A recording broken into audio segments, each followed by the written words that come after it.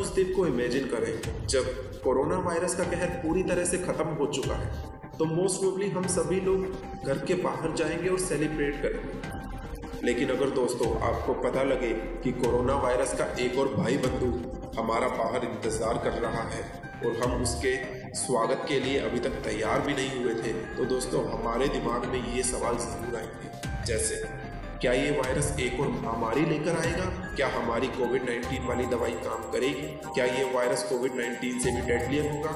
इन्हीं सब सवालों के जवाब हम इसी वीडियो में जानेंगे। तो चलिए दोस्तों, without time wasting let's begin. जैसे ही हम म्यूटेट या म्यूटेशन वर्ड का नाम सुनते हैं तो हमें लगता है कि कोई सुपर पावर वाली चीज हो, लेकिन ऐसा नहीं है। हर एक वायरस म्यूटेट होता है, लेकिन यह भी जरूरी नहीं कि ये वायरस पहले से और डेडलियर हो जाएगा म्यूटेशन के बाद। हमें तो सिर्फ उसको हैंडल करने के तरीकों को बदलना होगा, जैसे कि उसके टेस्ट मेथड्स या फिर स्ट्रेटजीज उसको कम करने के, और हमें चेंजेस करने की क्यों ज़रूरत पड़ी।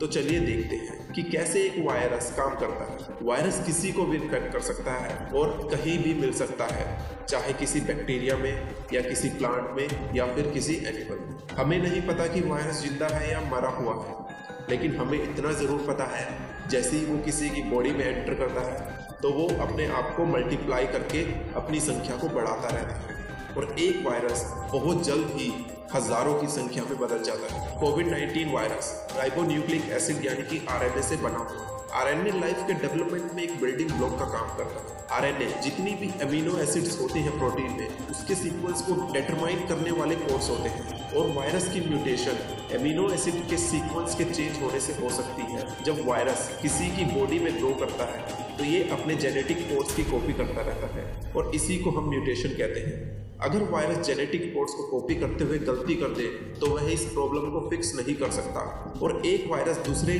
टाइप के वायरस का रूप ले लेता है। और ऐसा नहीं कि ये गलती वायरस नहीं करता, ये गलती बहुत बार करता है, और इसी वजह से वो किसी और ऑर्गेनिज्म के कंपैरिजन में सबसे तेजी से फैलते हैं। और जैसे जैसे वायरस दूसरे लोगों को अटैक करता है, इनकी संख्या और तेजी से बढ़ने लगती है। और अगर हम कोविड-19 की बात करें तो म्यूटेशन ऑलरेडी स्टार्ट हो चुकी है, लेकिन हमें ज़्यादा डरने की ज़रूरत नहीं है या फिर हमें पैनिक होने की ज़रूरत नहीं है, क्योंकि ये मैं आपको पहले ही बता चुका हूँ कि म्यूटेशन होने का ये मतलब नहीं कि जो नया वायरस बनेगा वो और ज़्यादा डेडलियर होगा। ऐसा नहीं है।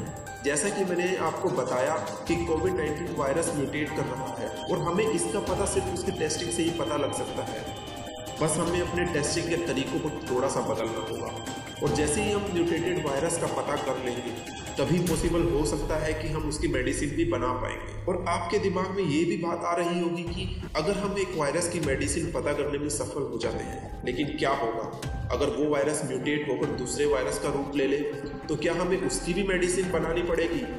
तो टेक्सास की एम यूनिवर्सिटी के एक बायोलॉजिस्ट का कहना है कि वायरस के म्यूटेट होने की प्रक्रिया बहुत ही स्लो होती है, और जब वो म्यूटेट होकर दूसरा रूप लेता है तो उसका रूप बेस वायरस के ऑलमोस्ट सिमिलर सा ही होता है। तो हम नए वायरस का भी ट्रीटमेंट पुरानी मेडिसिन से स्टार्ट कर सकते हैं। जाने से पहले दोस्तों आपको यही बोलना चाहता हूँ कि इस वायरस को दूर रखने के लिए आप सोशल डिस्टेंसिंग को फॉलो करें, और अगर आप इस चैनल पर नए हो तो इस चैनल को सब्सक्राइब